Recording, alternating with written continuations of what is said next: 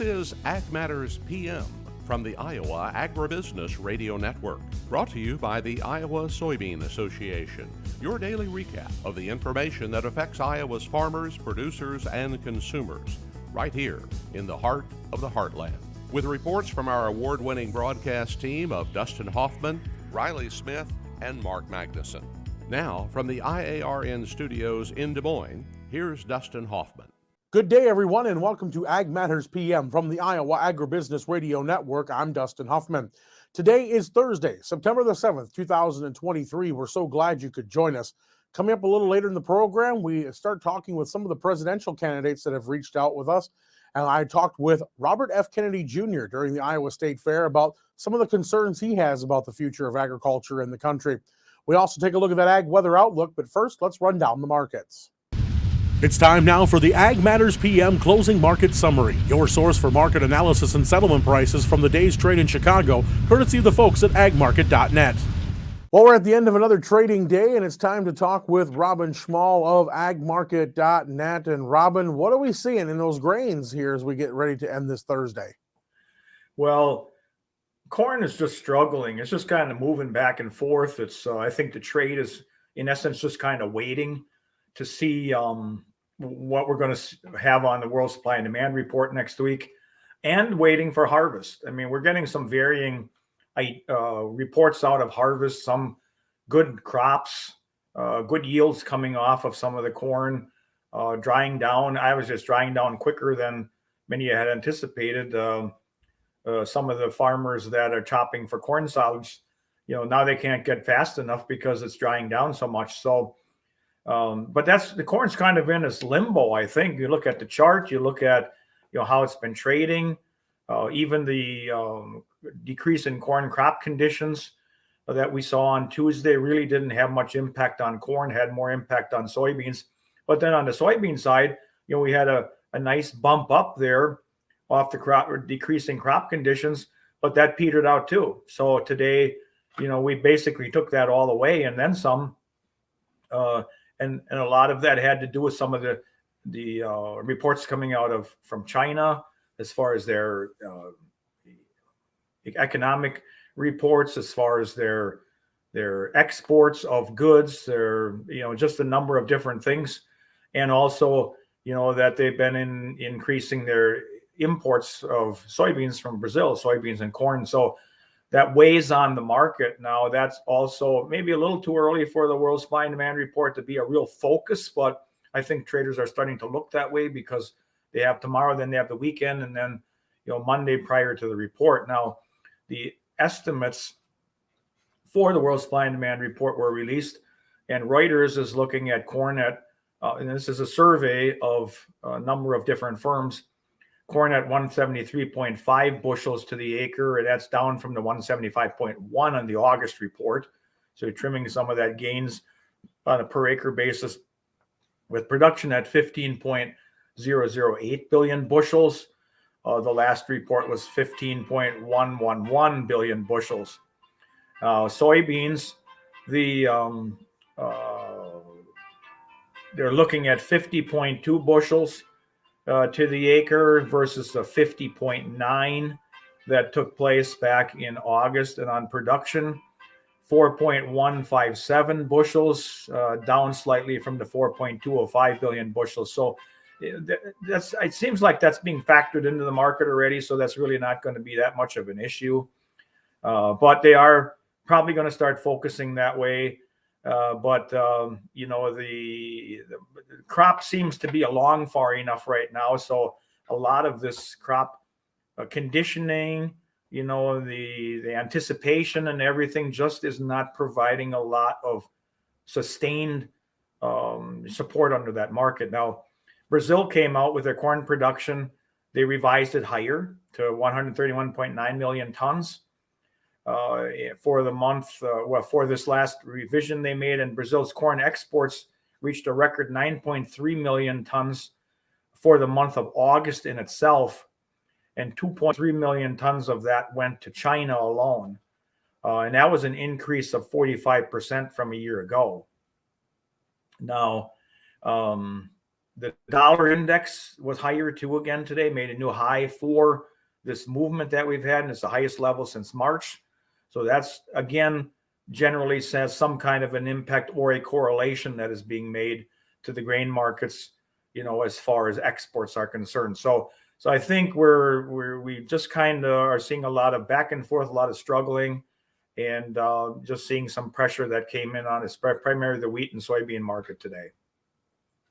So switching gears to livestock, what are we looking there? Well, cattle have been interesting in that they were kind of struggling for a period of time. Feeder cattle led the charge this week higher. New contract highs yesterday and later contracts, new contract highs in all contracts today, the feeder cattle situation. It seems like the trade spent long enough just anticipating some positive news. And really the news isn't that positive, but they just had to buy into that market. So we haven't had any real significant trade develop so far this week.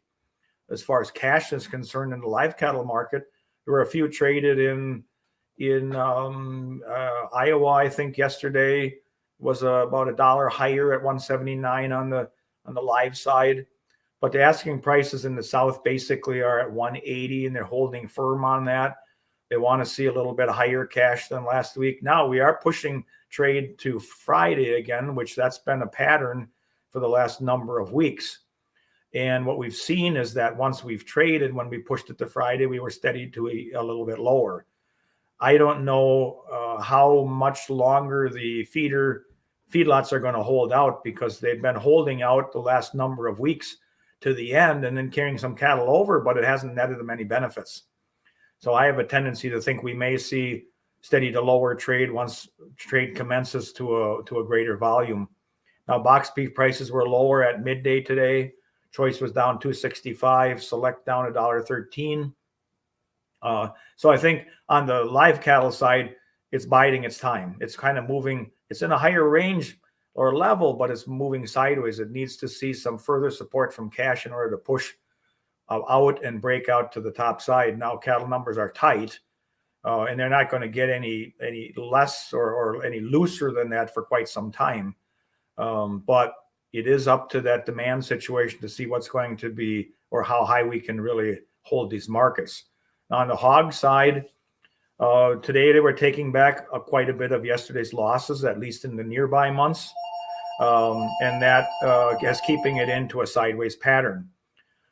Midday cutouts were down 16 cents, not something we like to see, but they were slightly lower. Hopefully the afternoon final print will be higher.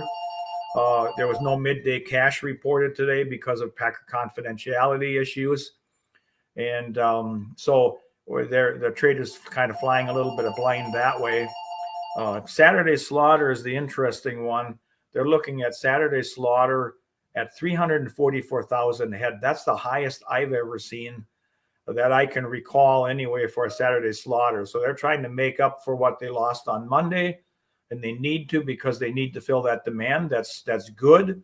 It's good, steady demand, and slaughter rates are doing well. And so there's going to be a lot of hogs moving through on Saturday in order to continue to meet that demand.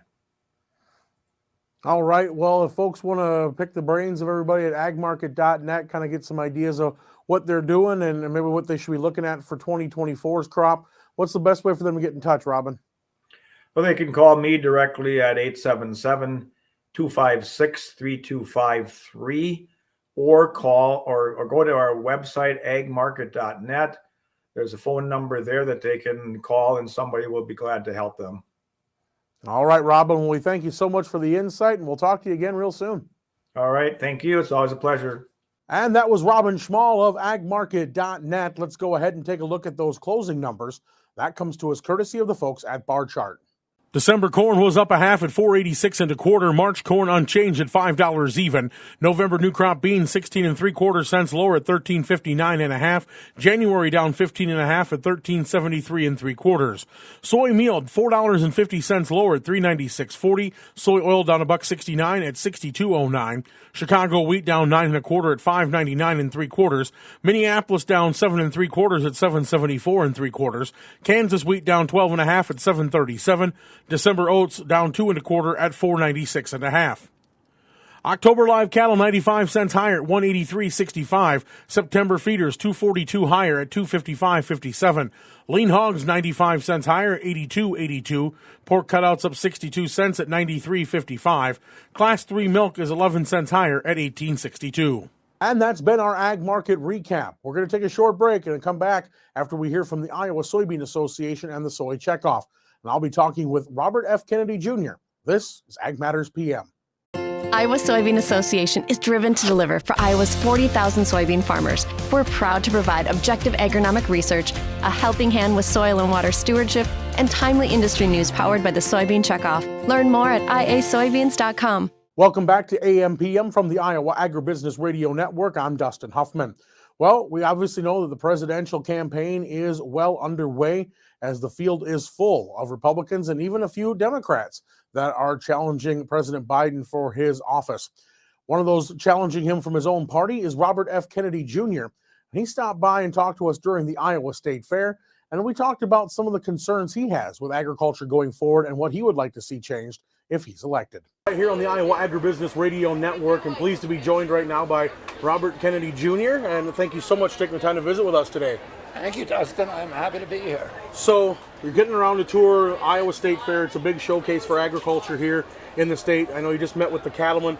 What are the takeaways you're seeing here from the Iowa State Fair and talking to the people? It's really inspiring to see the commitment, particularly of so many young farmers. People have been on, whose family has been on the land 7 generations, and that they're committed to making sure that we have wholesome food, that we have family farmers. Thomas Jefferson's vision was that American democracy could not survive unless it was rooted in tens of thousands of freeholds owned by yeoman farmers, family farmers, each with a stake in our system. And today half the land in Iowa is now owned by people who are not farming it, and we're seeing a big consolidation.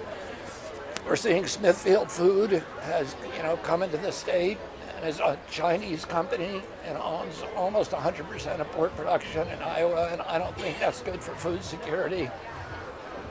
One of the big threats that we see to farmers now are these carbon capture pipelines, which is one of the biggest boondoggles I've ever seen in my life. It's a boondoggle of the oil industry. It's going to do nothing to reduce carbon.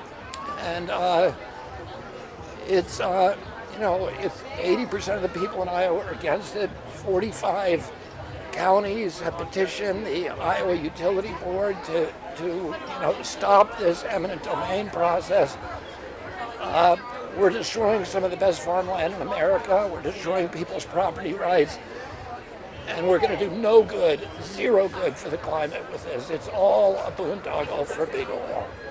So getting back to the whole idea, factory farms and stuff, I know a lot of family farms have had to go the way of contract growing because of the fact the markets have been so tough. I mean, how can we do this to help bring back the family farm or re-strengthen it so there isn't that dependency or looking for easy dollars? It's not only, part of it is market forces, but one of the things I worry about is having our food production controlled by a foreign company. Mm-hmm. And, I watched this happen, and I watched Smithfield come into North Carolina in the 80s. There were 28,000 independent hog farmers at that time, and within 5 years, it had dropped the price of hogs from 62 cents a pound to 2 cents a pound, and it costs a farmer 35 cents a pound to raise that animal to kill weight. They put out of business over a 5-year period every farmer, every independent hog producer in the state. They replaced them with 2,200 factories. All of them, virtually every one of them, either owned by or contracted to Smithfield. Smithfield said, well, we're an American company. This is an American enterprise, good for America. That price of hogs, that price point forced Iowa to also adopt the same system, and then Smithfield sells itself to the Chinese. Now the Chinese company owns all the hog production in the state, and I talked to a farmer yesterday, I spent a lot of time talking to him, and he said that, his hog shed, Murphy 3000, cost him $750,000. And Smithfield contracted him. He's paying off that, and they walked away from the contract. They left him with the hog shed, and now you have this a company that's basically it's a colonial model. It's a foreign company that comes in here, befriends some of the political leaders, pays them off, and the oligarchs, and is transferring food production and natural resources and the people who sign these contracts no longer have any control over their farms. The hogs belong to Smithfield, the food belongs to Smithfield, the manure belongs to Smithfield. All the decisions that are made on those farms are being made in Beijing. Oh, it's a family farmer is by definition somebody who makes the decisions on his own property, and that this is worrying. So I cannot tell you today what we ought to be doing, but if I'm president, I'm going to do something about it, because it's not good for our country to have our food production and our landscapes controlled at this rate by a foreign government that is adversarial to us. I know there was a lot of talk. I know we've had Senator Joni Ernst talk about Chinese ownership of land in the United States too, Yeah. and how that's become a problem. Now Iowa's got a law on the books they're trying to make federal right now, but at least to prevent that from only to so many acres. But having them buying land, wherever that is. But even, if it's not a foreign company, if it's BlackRock or Vanguard or State Street, which own 88% of the S&P 500, and you see all over Iowa, you see these LLCs coming in and buying land, and we don't know who owns those, and there's been 700,000 Americans who lost their homes last year, 700,000 the year before. Both those years we lost more homes than we did in the 2008 mortgage crisis. Those homes are being bought up by big corporations, and those corporations are almost all owned by BlackRock, State Street, and Vanguard. So they're buying the homes, they're buying the commercial properties, they're buying the residential, and they're buying the farms. And they're doing it in ways that are, in many ways, invisible to the American people, and it's not good for our country. So, going back, the message with the farmers here as well. Farmers have long felt to be underappreciated. 2% of the population feeding the country. What do you have for a message for the Iowa farmers out here? Well, but my job as president is to keep family farmers in business. And making sure that I'm against the death tax for farms. I think that we want to keep those farms in the hands of farmers and their families and their children. And, I want to reduce a lot of the regulatory burdens on these farmers to make sure that they can stay in business, that they can make a living and prosper, and that our farmland here, that we're producing food for Americans, and it's wholesome food, at the soils, we're to encourage people to do regenerative agriculture, to cover crops, do all the things we need to preserve soil for generations and to preserve America for generations. And that strength of our country has always been food production. We're losing it. Yeah.